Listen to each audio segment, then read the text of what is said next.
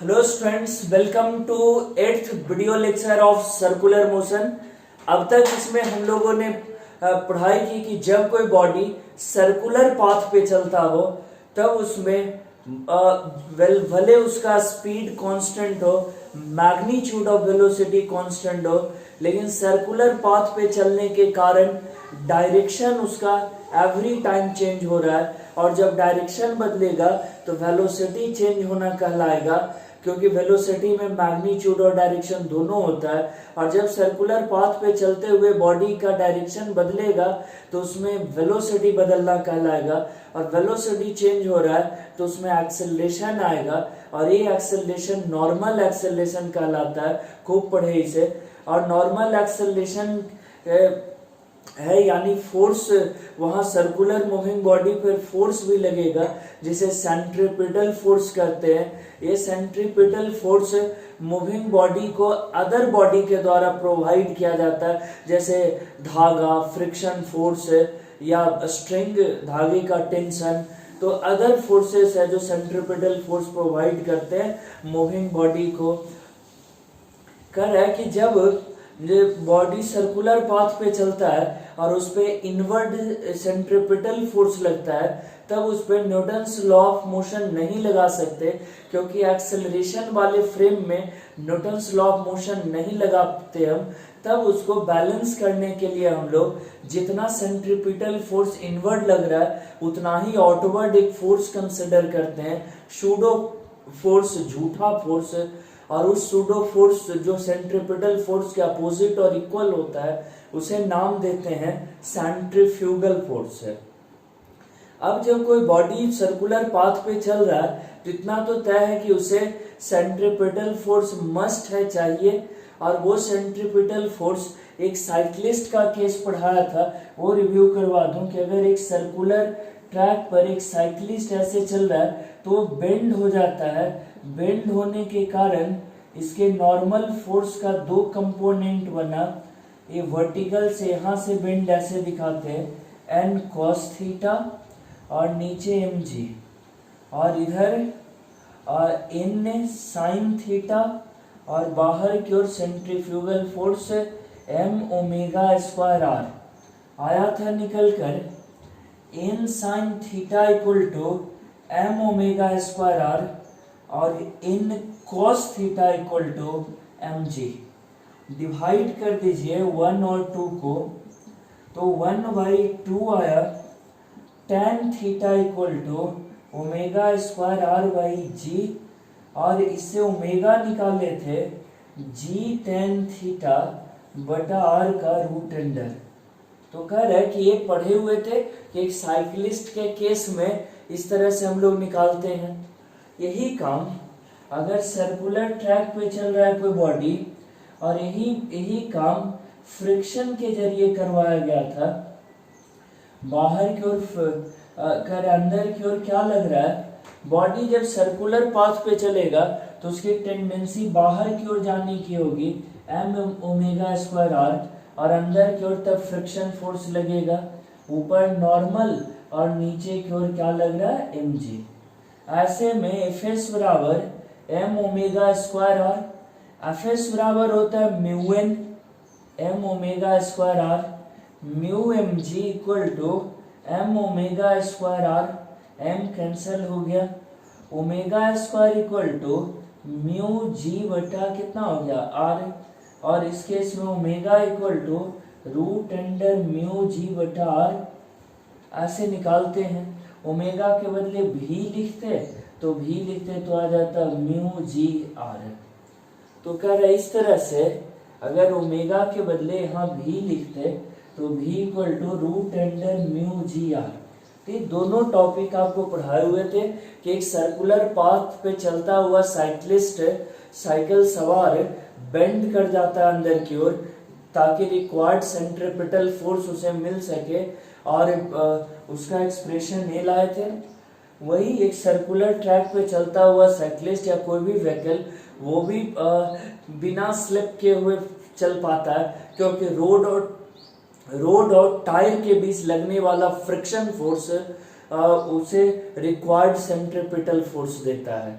तो ये दो चीजें पढ़ चुके थे हम लोग। उसी में अब थर्ड पॉइंट है, आगे का पॉइंट है कि अगर कोई व्हीकल सर्कुलर पाथ पे चल रहा हो और सर्कुलर पाथ पे चलते हुए उसे रिक्वायर्ड सेंट्रीपिटल फोर्स चाहिए सर्कुलर पाथ पे चलने के लिए, तो या तो वो फ्रिक्शन का यूज करेगा, रोड और टायर के बीच का फ्रिक्शन, या फिर रोड को ही थोड़ा बैंक्ड कर दिया जाता है, थोड़ा तिरछा कर देते हैं, रोड को बैंक कर देते हैं, आगे अंदर की ओर थोड़ा नीचा और बाहर की ओर थोड़ा ऊंचा कर देते हैं। इस तरह बैंक करने से बॉडी का वेट mg जो है उसका एक कंपोनेंट सेंट्रीपिटल फोर्स देने लगता है, और इस तरह से या कई बार केस में तो दोनों ही कर देते हैं, फ्रिक्शन भी बढ़ा देते हैं और रोड को थोड़ा बैंक्ड भी कर देते हैं। ऐसा कर देने से बॉडी को ज्यादा स्पीड में भी हम उस सर्कुलर पाथ पे चलाएंगे तो बॉडी आउटवर्ड नहीं स्किड करेगा,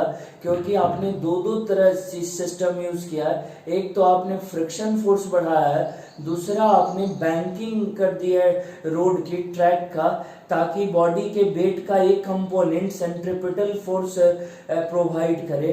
तो ऐसे में फ्रिक्शन फोर्स और बॉडी के वेट का एक कंपोनेंट दोनों ही सेंट्रीपिटल फोर्स देने लगता है, और ऐसे में बॉडी को आप ज्यादा स्पीड से भी उस सर्कुलर ट्रैक पे घुमा सकते हैं, चला सकते हैं।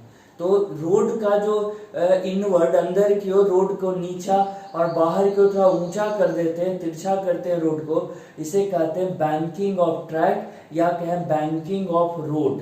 तो बाकी साइक्लिस्ट में फ्रिक्शन को एब्सेंट माने थे और बॉडी को बेंड किए थे ताकि रिक्वायर्ड सेंट्रीपिटल फोर्स मिले। इसमें रोड और टायर के बीच के फ्रिक्शन का यूज किए ताकि रिक्वायर्ड सेंट्रीपिटल फोर्स मिले। अब कह रहा है कि रोड को बैंक्ड करिए और तब देखिए कि सेंट्रीपिटल फोर्स कितना मिलता है, और उस केस में मैक्सिमम वेलोसिटी क्या होगा, जिसपे बॉडी जितना तक चलने पर बॉडी उस सर्कुलर ट्रैक से स्किड न करे, गिर न जाए। तो देखते हैं उसके लिए एक्सप्रेशन डिराइव करते हैं। जो बोर्ड पे लिखा हुआ है इसे भी आप रिवाइज कर लेंगे, नोट कर लेंगे सब, और ऊपर बैंकिंग ऑफ ट्रैक्स है वो तो न्यू है तो वो नोट करोगे ही आप। और बैंकिंग ऑफ ट्रैक में वही लिखा हुआ है कि when a vehicle moves on a turn with uniform speed, its direction and velocity changes, which requires a centripetal force, which can be provided by either by development of frictional force or by banking of tracks। जो अभी समझा चुके कि friction force या road को banked कर देना required centripetal force देता है। कह रहे कि बैंक्ड ट्रैक अब बनाते हैं कि एक सड़क है जो जिसकी चौड़ाई कितनी है, यहाँ लिख देते हैं d, और जिसका हाइट कितना है h, और उस पे व्हीकल रखा गया, इनवर्ड से आउटवर्ड में हाइट करते हैं, इसी को बैंकिंग कहते हैं। कह रहा है कि बॉडी पे लगने वाला नॉर्मल फोर्स, इस नॉर्मल फोर्स का अब एक हॉरिजॉन्टल कंपोनेंट और एक वर्टिकल कंपोनेंट, ये थीटा है, भी एंगल थीटा हो जाएगा, तो इधर n cos थीटा और इधर हो गया n sin थीटा। ये n cos थीटा वेट को बैलेंस कर लेगा और n sin थीटा बाहर की ओर लगने वाले mv स्क्वायर बटा r सेंट्रीफ्यूगल फोर्स को बैलेंस करेगा। या दूसरी भाषा में कहते हो, सेंट्रीफ्यूगल फोर्स बोलने समय दो भाषा यूज कर सकते हैं, बाहर की ओर सेंट्रीफ्यूगल फोर्स लगेगा, ये बोलना सही है, या कहें कि ये n sin theta provide required centripetal force. दो लैंग्वेज में कह रहे हैं n sin थीटा इक्वल होगा सेंट्रीफ्यूगल फोर्स mv स्क्वायर बटा r, या दूसरी भाषा में कहें कि n sin theta provide required centripetal force है। दोनों सेम ही बात है। n sin theta equal to centrifugal force mv square by r, या कहें n sin theta provide required centripetal force mv square by r। ऐसे दो भाषा में कह रहा है कि देखिए जरा, जो कि कह रहा है on banked road the normal reaction has two component, the vertical component will balance weight कर रहा, एन साइन थीटा किसके इक्वल है, mg।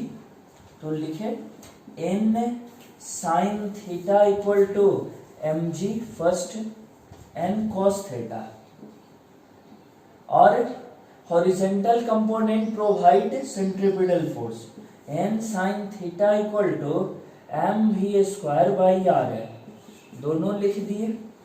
2/1 करेंगे sine theta, N sine theta by N cos theta equal to M V square by R, और M G, इधर M cut गया, इधर एन कैंसल, कितना आ गया, tan theta equal to V square by R G third.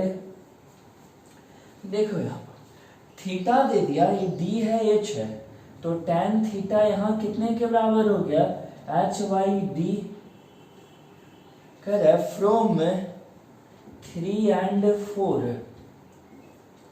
Ten theta यहाँ कितना रख दें, H by D, H by D equal to V square by R G, V square equal to R G H by D, R G H by D, V equal to root under R G H by D.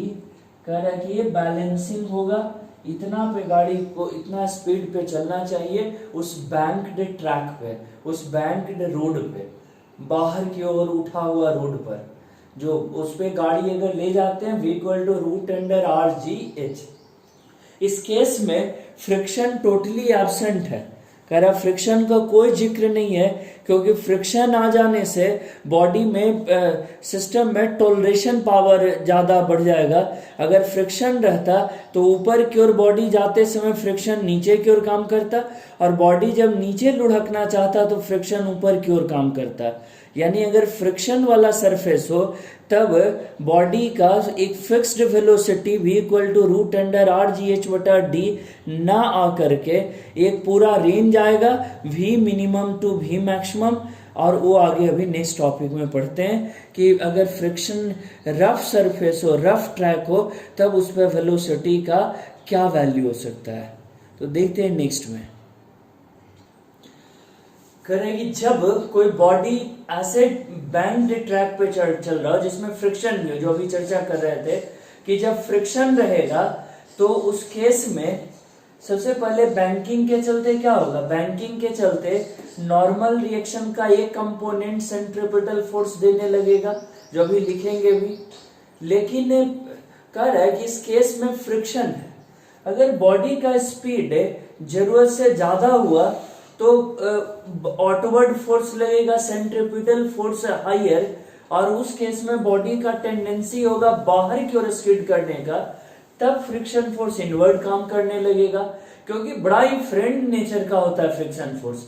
सीखे थे ना कि जैसे friend होते हैं कि 2 दिन पढ़ लो तो अरे आजकल बहुत पढ़ा है, थोड़ा सा घूमने चलो ना, जो एक ही बार पढ़ के निकाल लेगा, और जब 2 दिन पढ़ने नहीं पढ़िए तब भी विरोध करेगा, कहेगा आजकल देख रहे हैं यार तुम पढ़ नहीं रहा है। तो कर है कि यानी फ्रेंड की तरह ही है, फ्रेंड जो आप पढ़ रहे हो तो भी उनको थोड़ा विरोध जैसा होता है, जब आप नहीं पढ़ रहे तो भी विरोध जैसा होता है, वैसा ही कुछ है।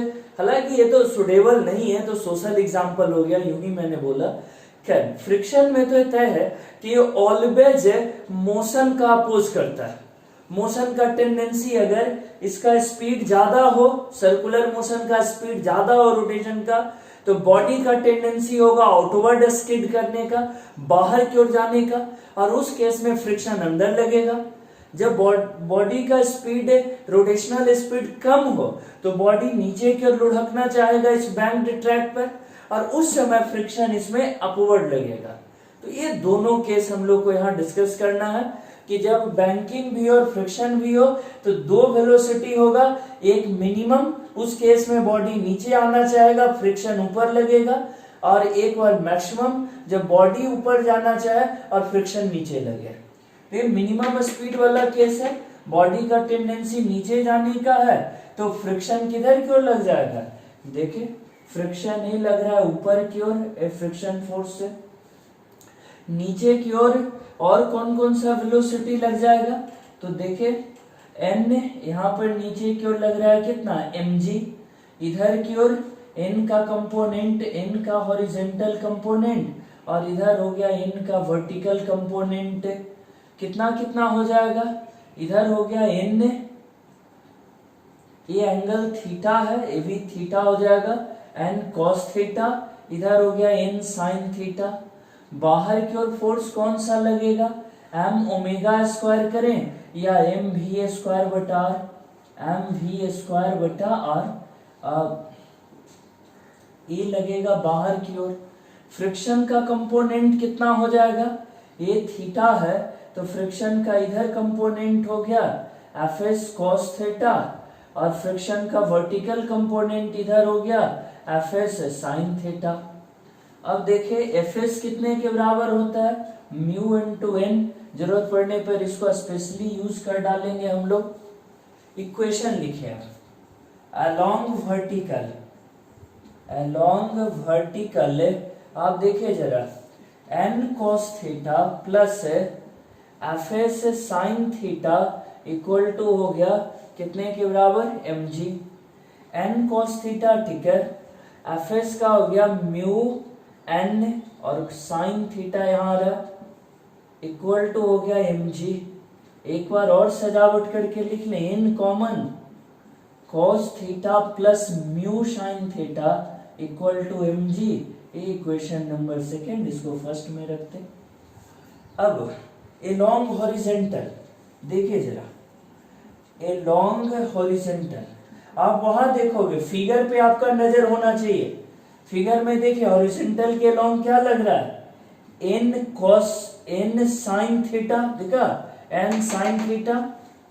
इधर की ओर क्या लग रहा है, पहले एक बार वर्टिकल वाले को रिपीट कर देता, ऊपर n cos theta plus F S sine theta, नीचे क्या लग रहा था mg, वही इक्वल किया।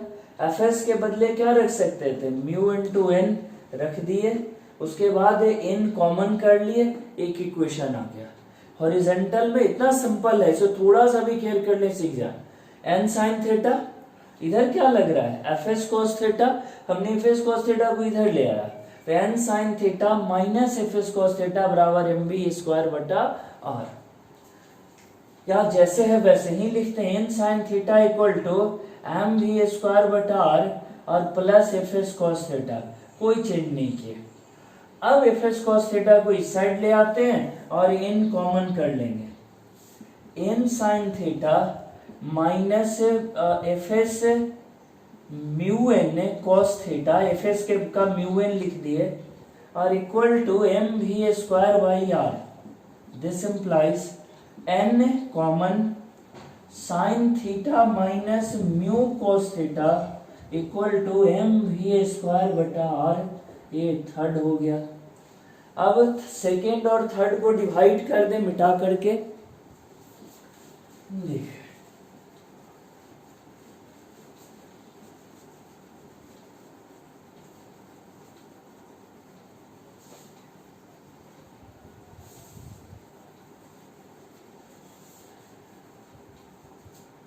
सेकेंड और थर्ड को डिवाइड करें, देखते हैं कितना आता है।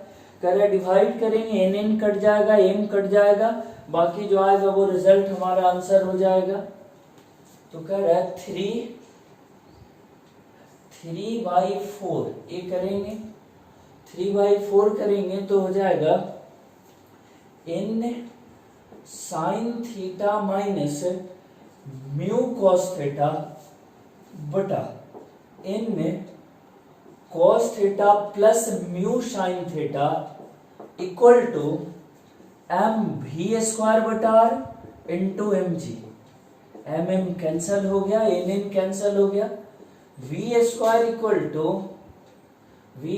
इक्वल टू आर जी, और R G sine theta minus mu cos theta और बड़ा cos theta plus mu sine theta. अगर v स्क्वायर इतना आया तो v कितना हो गया, वही सारा टर्म रूट में निकाल देंगे, म्यू कॉस थीटा और बड़ा cos theta plus mu sine theta, और ये हो गया v मिनिमम, ये मिनिमम वेलोसिटी रूट में सब। अगर इसी से ओमेगा मिनिमम लिख देते तो V बटा R हो जाता, V मिनिमम R बटा R, तो वो निकल के आ जाएगा root under G by R sine theta minus mu cos theta और बटा cos theta plus mu sine theta. तो ये निकल कर आ गया क्या, ओमेगा मिनिमम। इस केस में कह रहा है कि जब बॉडी सर्कुलर ट्रैक पे, बैंक्ड ट्रैक पे चल रहा हो जिसपे फ्रिक्शन भी है, तो उस केस में ओमेगा मिनिमम कितना स्मॉलर स्पीड से वो चल सकता है ताकि वो नीचे की ओर लुढ़के नहीं। उससे अगर स्लो हुआ तो गाड़ी नीचे की ओर ढलान पे लुढ़क जाएगा। अब सेकंड केस, जब इतना फास्ट चले कि उसमें बाहर की ओर आउटवर्ड फोर्स, सेंट्रीफ्यूगल फोर्स बहुत ज्यादा लगे, उसके वेट से, बैंकिंग ऑफ ट्रैक से वो मैनेज ना हो, तो ऐसे में बॉडी का टेंडेंसी बाहर की ओर जाने का और फ्रिक्शन अंदर लगने लगेगा। तो देखते हैं उस केस को। Calculation of maximum velocity, maximum velocity.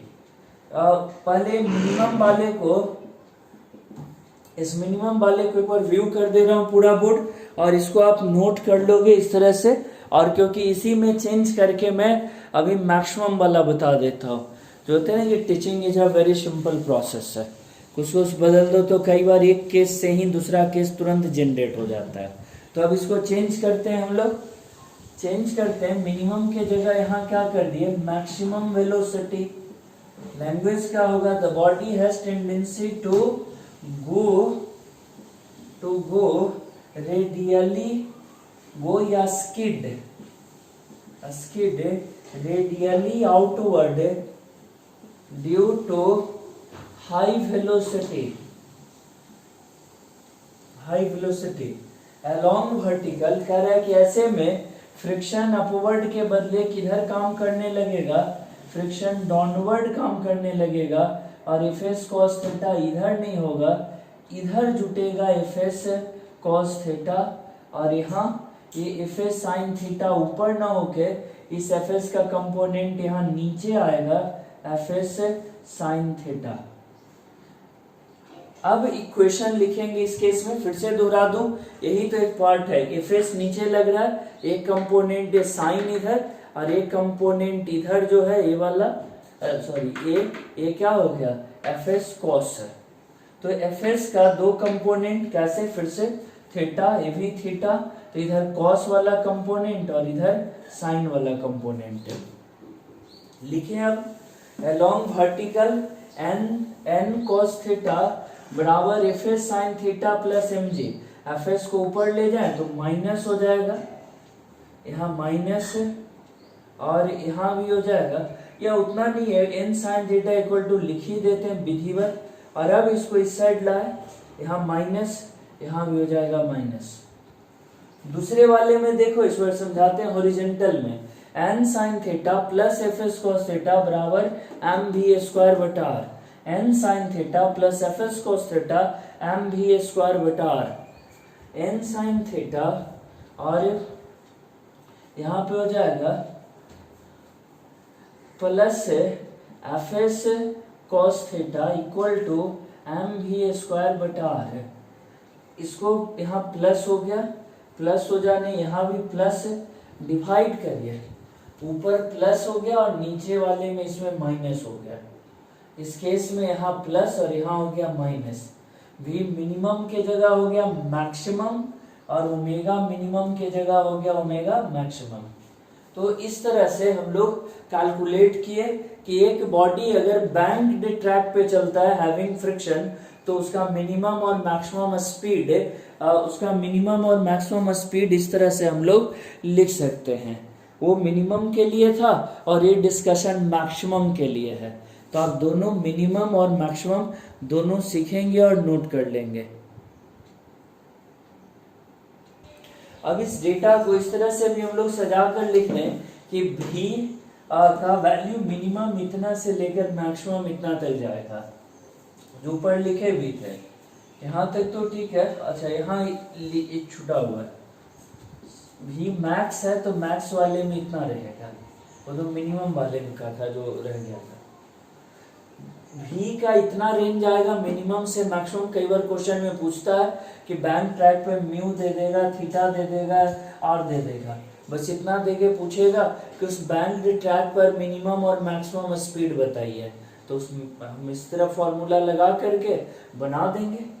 अगर ओमेगा का इसी में भी के जगह, भी आपने देख लिया, भी के जगह ओमेगा रहता तो बस यहाँ जी बटा आर हो जाता, और यहाँ भी फॉर्मूला में जी बटा आर।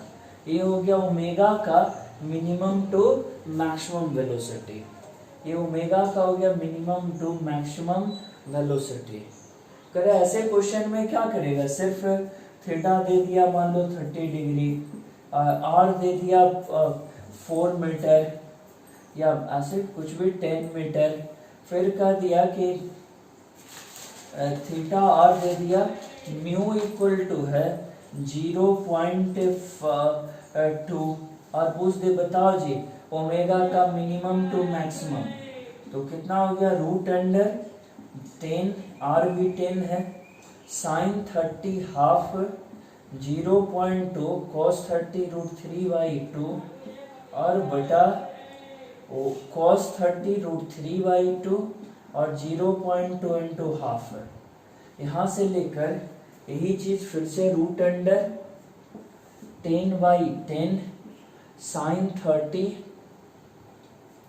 कितना हो जाएगा, साइन में हाफ प्लस 0.2 इंटू रूट 3/2 और बटा root 3/2 minus mu 0.2 into sine 30 correct.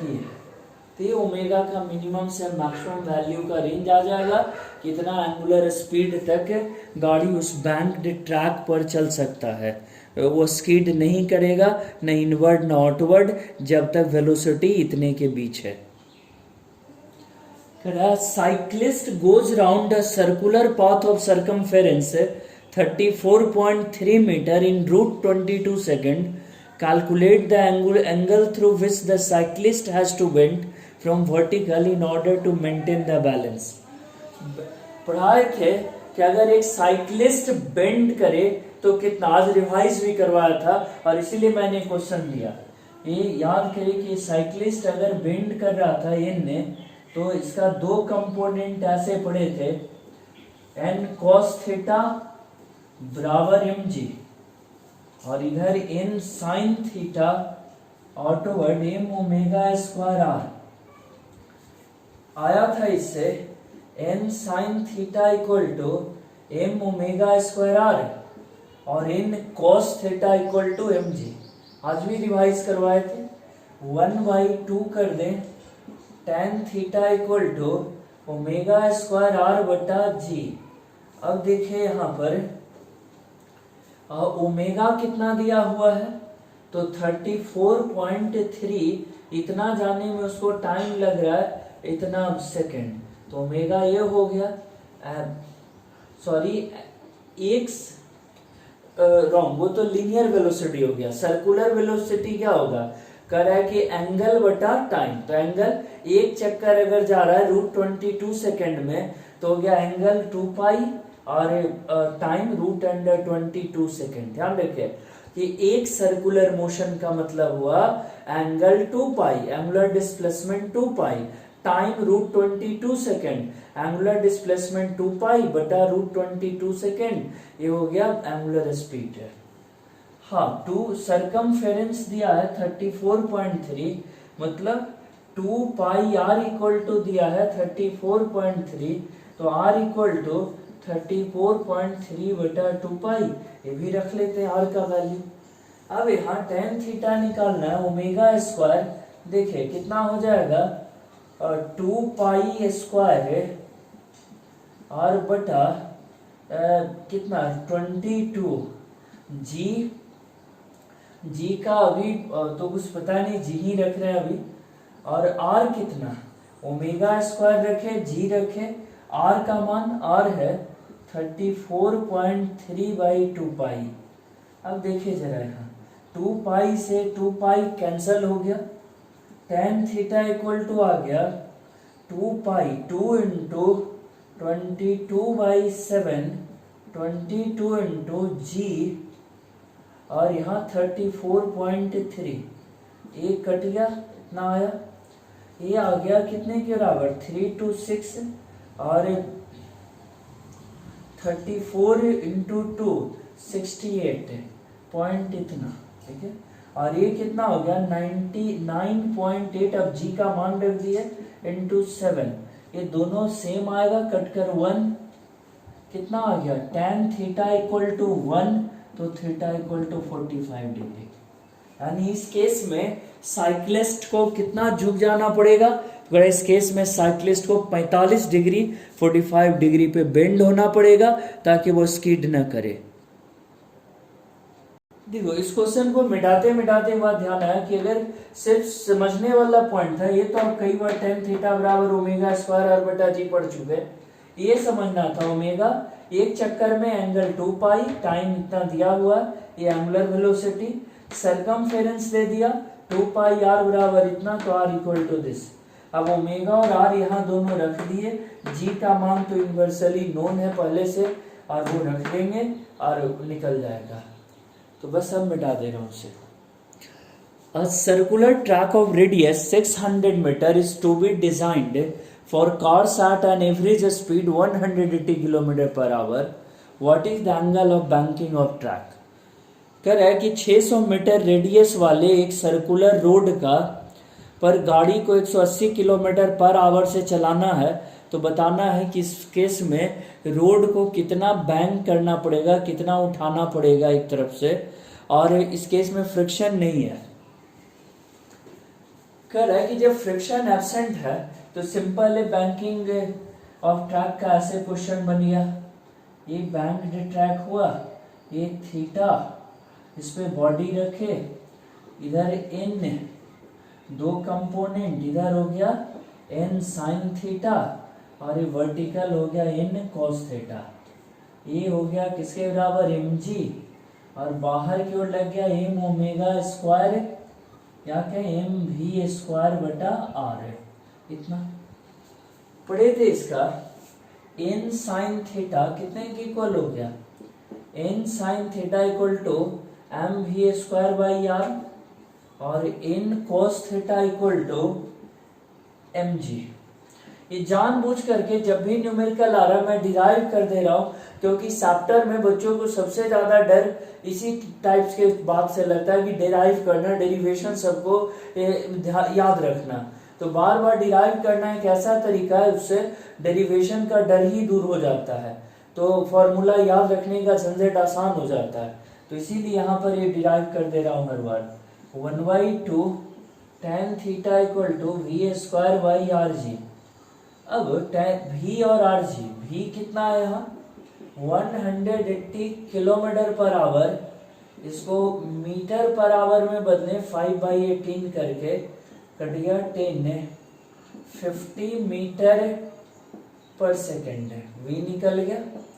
जब v मिल गया तो tan थीटा में वही घट रहा था, r तो क्वेश्चन में डायरेक्ट ही दिया हुआ है, कितना दिया हुआ है 600 मीटर, r मिला हुआ है 600 का v, 50 का स्क्वायर और बटा 600 इंटू जी, 2500 बाई 6000, ये कट गया 5 और 12 है।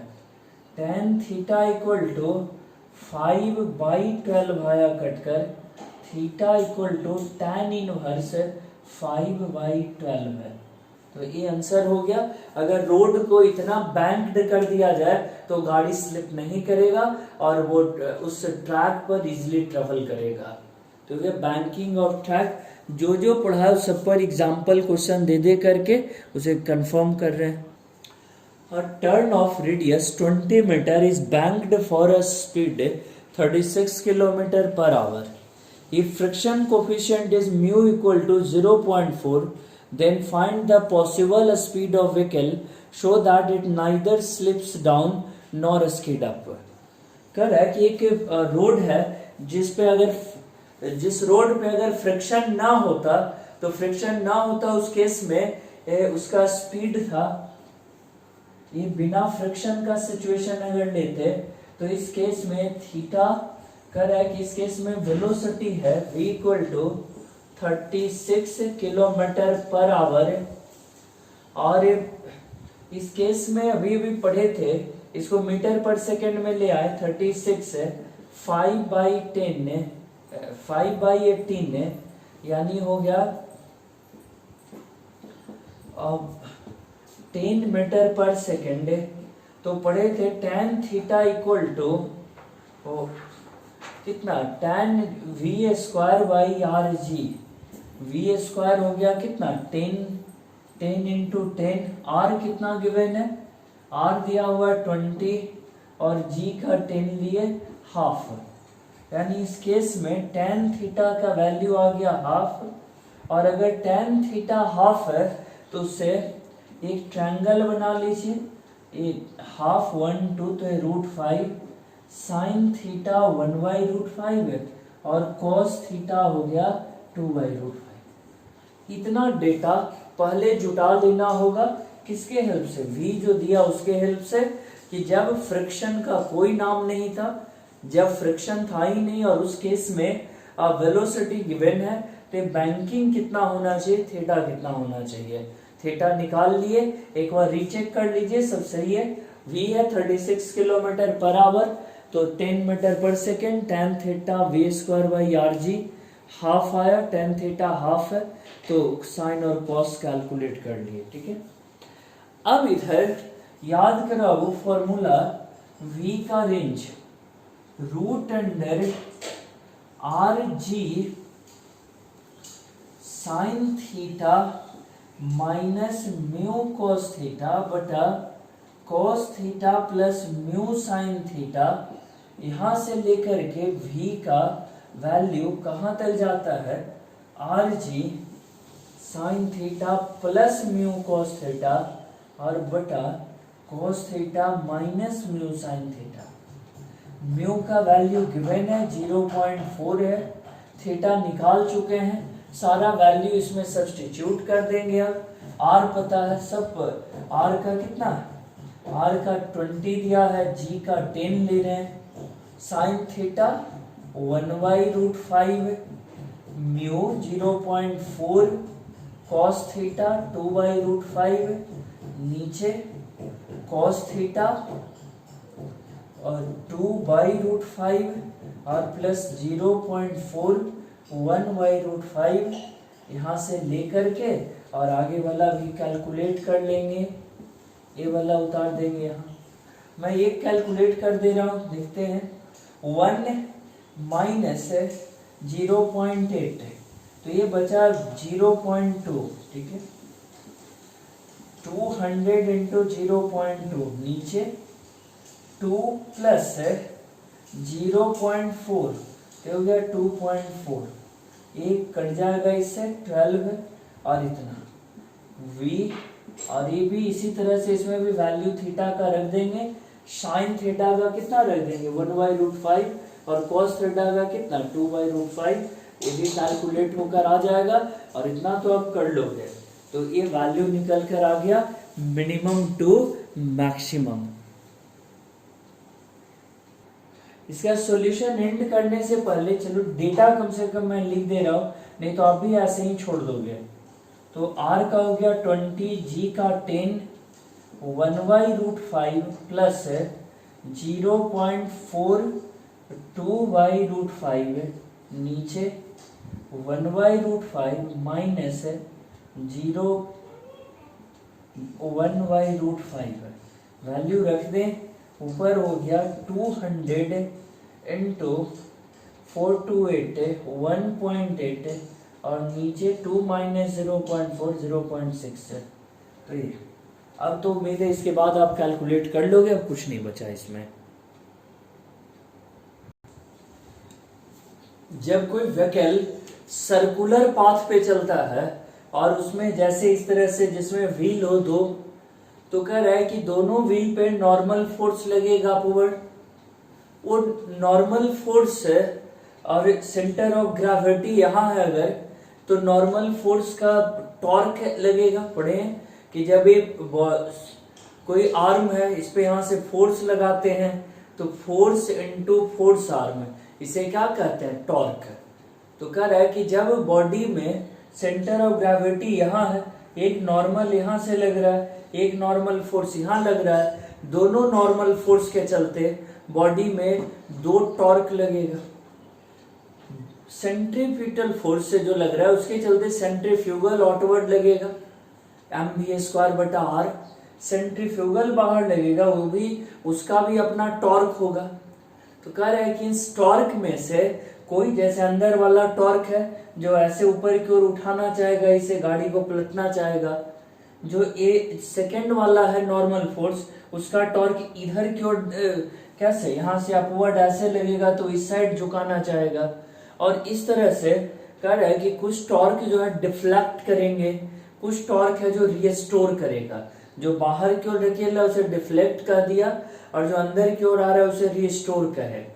कह रहे हैं कि ऐसे में अगर एक समय आएगा जब गाड़ी का इधर का ये जो कांटेक्ट है यहाँ से कांटेक्ट ब्रेक कर जाए, और ऐसे में गाड़ी है जो दूसरे डायरेक्शन में पलट सकता है, तो इसी को कहते हैं ओवर टर्निंग। इसे कहते हैं ओवर टर्निंग।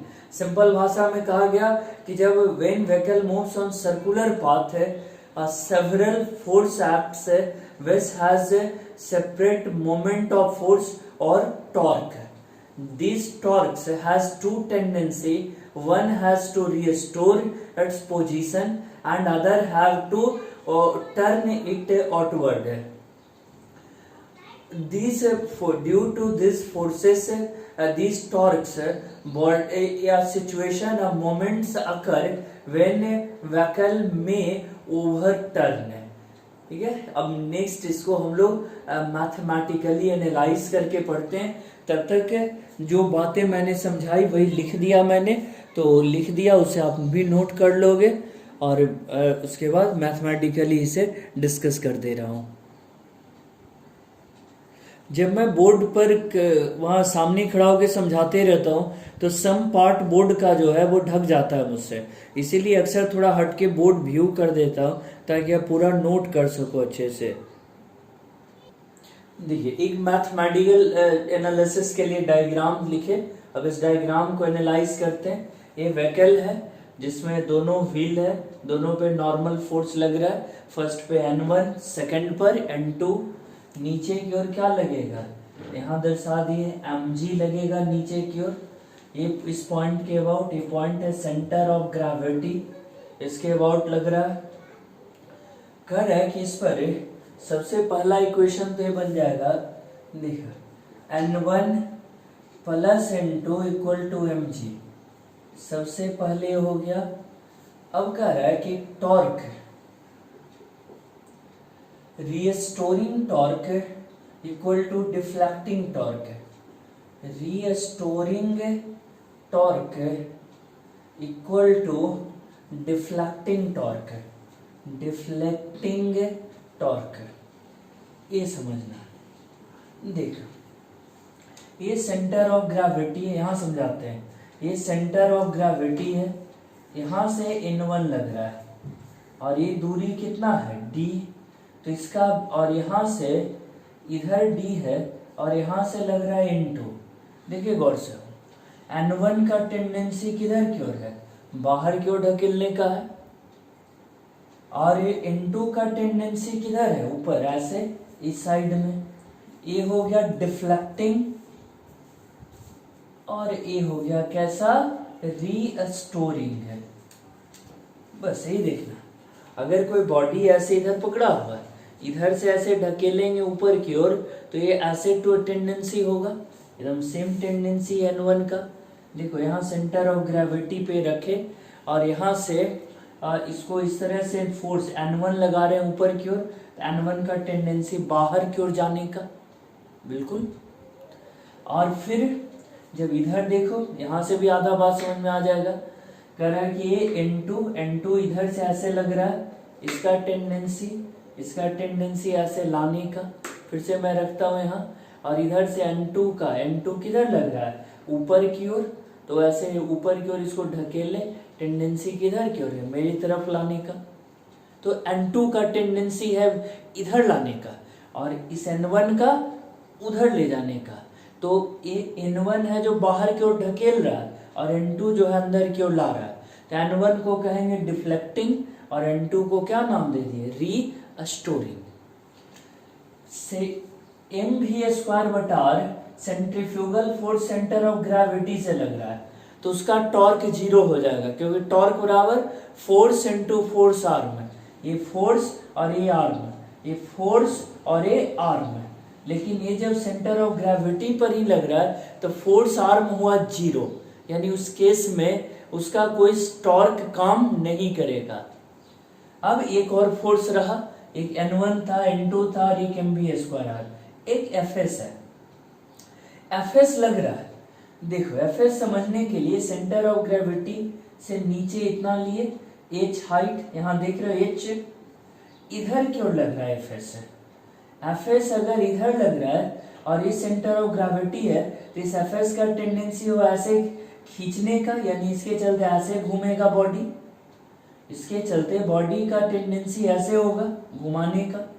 और जब ये बॉडी को इस तरह घुमाएगा तो ये किस कैटेगरी में आएगा, ये आएगा डिफ्लेक्टिंग के कैटेगरी में। तो ये 3 इंपॉर्टेंट पॉइंट्स था। देखो एक ही बात ज्यादा बार दोहराए कंफ्यूजन हो जाएगा, एक बार में अब क्लियर करिए। N1 ऊपर खींच रहा है, टेंडेंसी ये सेंटर ऑफ ग्रेविटी है, ये आर्म है, आर्म को दर्शाए ऐसे फोर्स लगाए, ऐसे टेंडेंसी है उस डायरेक्शन में ले जाने का, डिफ्लेक्ट करने का, फेंक देने का बाहर। N2 इधर से है ऊपर की ओर, ये ऐसे टेंडेंसी है इनवर्ड लाने का, बैलेंस कर लेने का, बाहर जा रहा है उसको भी कोशिश करे नहीं अंदर रख जाओ तुम। फ्रिक्शन का टेंडेंसी ये भी किसके जैसा हो, इधर खींच रहा है तो ये ऐसे घुमाएगा, यानी डिफ्लेक्टिंग नेचर का हुआ। और mv² बटा r सेंट्रीफ्यूगल फोर्स का, वो सेंटर ऑफ ग्रेविटी से जा रहा है, इसलिए उसका कोई फोर्स है, कोई टॉर्क वहां काम नहीं करेगा, फोर्स आर्म उसका 0 हो गया। लिखे यहां पर, ये दूरी है d, ठीक ना। टॉर्क का फॉर्मूला फिर से दोहरा देता हूं, टॉर्क इक्वल टू, या मोमेंट ऑफ फोर्स जिसको कहते हैं, force into force arm, force into perpendicular distance है, ये पढ़ते आए। तो कह रहा है कि यहाँ पर N1 इंटू डी, देखो N1 into D plus Fs into H और इक्वल टू हो गया, Fs into H equal to हो गया कितना, N2 इंटू डी। ये दोनों डिफ्लेक्टिंग और ये हो गया रीस्टोरिंग, ये था डिफ्लेक्टिंग और ये हो गया रीस्टोरिंग। अब इसके आधार पर हम लोग लिखें तो N2 minus N1 into D, N2 minus N1 into D कितने के इक्वल आ जाएगा, कह रहा है कि Fs इंटू एच के इक्वल हो जाएगा। और इस केस में Fs कितने के बराबर है, तो कह रहा है Fs बराबर है किसके, कह रहा है इस केस में Fs किसके बराबर है, mv² बटा r। तो कह रहा है कि इस केस में ये भी लिख लीजिए, Fs इक्वल टू mv² और बटा r। इसी को फर्स्ट रखें, फर्स्ट, ये सेकंड और ये थर्ड है। अभी इसको और थोड़ा सुलझा लें, n into D minus N1 D equal to Fs into H, N2 minus N1 into D equal to Fs mv² बटा r इंटू एच। इक्वेशन कितना आ गया, N2 minus N1 equal to mv² बटा r into H Y D, ये हो गया third equation. Third, इससे पहले भी एक इक्वेशन, अब सेकेंड और थर्ड को दोनों को सॉल्व कर लीजिए तो N1 और N2 निकल जाएगा। दोनों सॉल्व कर लें, देखिए यहां जरा कटवाने के लिए एक बार 2 में 3 जोड़े, 2 प्लस 3, देखो ये दोनों को जोड़ दें तो N1 कट जाएगा, 2 इंटू इक्वल टू mg प्लस एम वी स्क्वायर बटा R H Y D, N2 equal टू कितना हो गया, this implies N2 equal to half M by two G plus V square H बटा आर डी। ये निकल कर आ गया N2 का वैल्यू। ये हो गया फोर्थ इक्वेशन, इसे रखे फोर्थ इक्वेशन। अगर ऐसे ही जोड़ने के बदले घटा दिए होते, सेकेंड -3 की करें तो आ जाएगा similarly N1 equal to M by two G minus V square H बटा आर डी। ये आ जाएगा माइनस में, ये हो गया 5। अब कह रहा है कि N1 और N2 दोनों निकल गया, ये N1 और ये N2। यहाँ पे थोड़ा इजी वे में बात को एडजस्ट करिए और अब इस बात को समझिए कि जब हम जमीन पे खड़े होते हैं तो जो जमीन से हमारा कांटेक्ट है, तो पढ़े थे कि जो हमारा वेट है वो N1 है, नॉर्मल फोर्स है।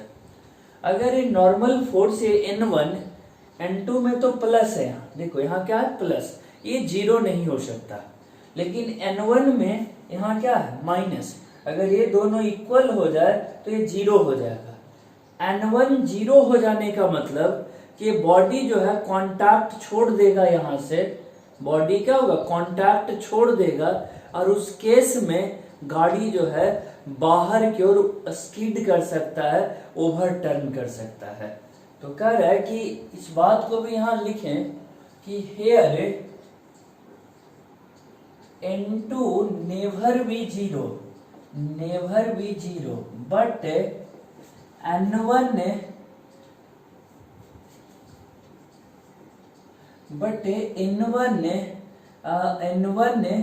can be zero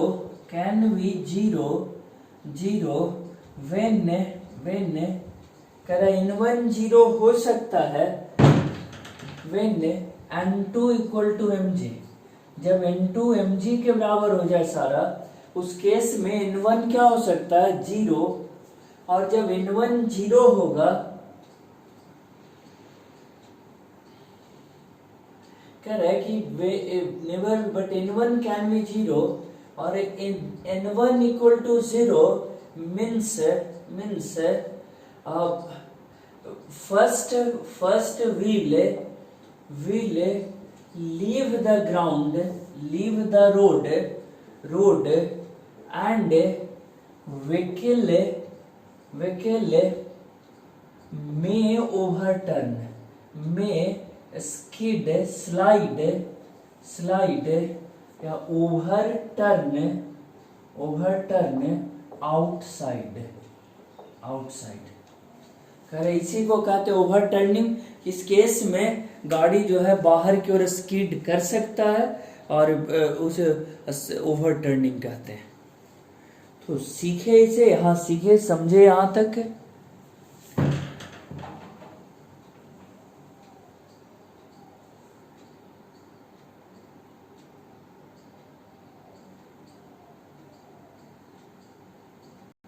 अगर व्हीकल को ओवरटर्न नहीं होना, गाड़ी को क्या है कि ओवरटर्निंग से अगर बचाना है कि गाड़ी उल्टे नहीं, तो कह रहा है उस केस में N1 यानी नॉर्मल 1 जो है वो गाड़ी का कांटेक्ट जो है वो जमीन से नहीं छूटना चाहिए। यानी नॉर्मल 1 जो है वो गाड़ी का जो कांटेक्ट है वो नहीं छूटना चाहिए जमीन से। यानी N1 should be greater than equal to 0, G greater than equal to V square H बटा R D. V square should be less than D G R D बटा H। V should be less than equal to root under G R D बटा H। तो अगर इस case में V max equal to हो जाएगा root under G R D बटा H। यानी गाड़ी इतनी अधिकतम स्पीड, इतना मैक्सिमम स्पीड से रोड पे चल सकता है ताकि वो स्किड ना करे। नहीं तो देखे होंगे कई बार गाड़ी बिना कोई ठोकर लगे, बिना एक्सीडेंट का खुद ब खुद बहुत अगर हाई स्पीड में चल रहा हो, यानी इस स्पीड से ज्यादा में चल रहा हो, तो अपने आप ही लुढ़कते हुए कई बार पलट जाता है। तो वो इसी की वजह से होता है। तो ये बात बहुत प्रैक्टिकल है, जो अक्सर बहुत देखने में अपने यहाँ से ज्यादा तो फॉरेन में जहाँ हाई स्पीड गाड़ियां चलती है तो वहां पर देखा जाता है कि जैसे ही गाड़ी इस स्पीड से लिमिट से ऊपर जाता है तो गाड़ी है जो खुद बिना कोई ब्रेकर का, बिना कोई एक्सीडेंट, बिना कोई ठोकर लगे, वो खुद है जो पलटते हुए रेडियली आउटवर्ड निकल जाता है। तो सीखे इसे। और करे कि जब बॉडी बैंक्ड ट्रैक पे चल रहा हो तो उस समय बैंकिंग वाले रोड पे चल रहा है तो उस केस में वेट का एक और कंपोनेंट है जो रीस्टोरिंग टॉर्क देने लगता है। और अगर वेट भी रीस्टोरिंग टॉर्क देने लगे यानी रीस्टोरिंग टॉर्क का वैल्यू और बढ़ जाता है और इसीलिए बैंक्ड ट्रैक पर ओवर टर्निंग डिफिकल्ट होता है। आपने देखा होगा कि जब आप हाईवे पर चलते हो तो हाईवे पे रोड जब ऐसे टर्न होता है कहीं तो वहां पर बहुत ज्यादा ऐसे स्लॉपिंग होती है, तिरछी। एक तरफ जिधर कर्व का ऐसे मान लो ऐसे कर्व हो रहा है तो इनवर्ड में नीचे होता है और आउटवर्ड में ऊपर होता है। कारण वो होने से कह रहा है कि अंदर की ओर जो है एक वेट का कंपोनेंट वर्क करने लगे और जब वेट का कंपोनेंट वर्क करता है अंदर की ओर तो उस समय उस वेट के कंपोनेंट का भी टॉर्क इनवर्ड लगेगा, रीस्टोरिंग वे में लगेगा और ऐसे में गाड़ी का जो ओवर टर्निंग है वो नहीं होगा। तो कह रहा है कि इस तरह से अगर बैंक्ड ट्रैक पे देखें तो ये दो इक्वेशन निकाल कर लाते हैं और N1 इसमें भी फिर वही कि अगर N1 greater than equal to 0 हो तो ये होगा टू प्रिवेंट ओवर टर्निंग। अगर गाड़ी को उलटने से बचाना है तो मेरा N1 क्या होना चाहिए, ग्रेटर देन इक्वल टू 0 होना चाहिए। तो कह रहा है कि इस तरह से हम लोग अगर गाड़ी को ओवर टर्न करवाना है तो n equal to 0 when N1 equal to 0 vehicle leave the contact from ground। तो कह रहा है कि ground and possibility of overturning occur। तो कह रहा है कि ये सब जितना इम्पोर्टेंट टॉपिक्स था सारा पढ़े अब तक इस चैप्टर में। अब कुछ न्यूमेरिकल प्रैक्टिस है वो आपको इसमें बता दूंगा, आगे डिस्कस कर दूंगा।